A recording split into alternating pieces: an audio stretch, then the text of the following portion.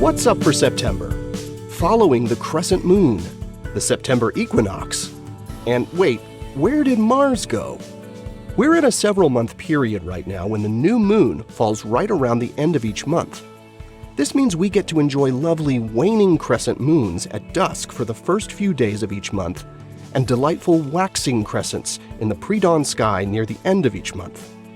This month, look low in the west about half an hour after sunset to enjoy the crescent moon on September 1st through the 4th, with the moon appearing a bit higher in the sky each night.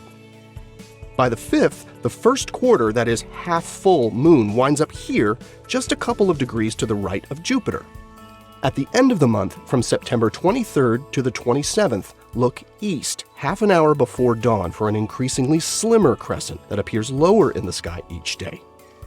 As you make your lunar observations, remember that for many thousands of years, the cycles of the moon and sun were the basis of human timekeeping, and many traditional cultures still rely on these cycles to mark special events.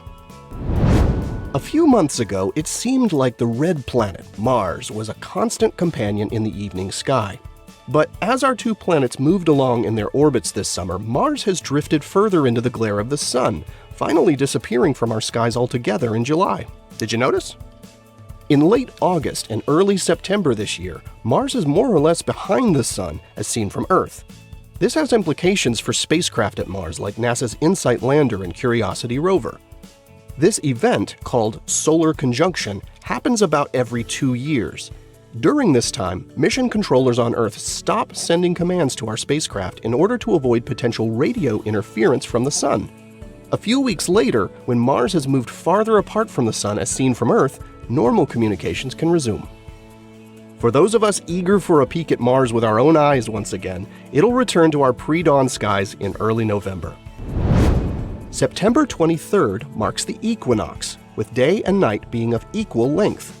This marks the beginning of fall in the Northern Hemisphere. And although this means it's time to bid farewell to those long summer days, the upshot for stargazers is longer nights, meaning more time to look up. Here are the phases of the moon for September.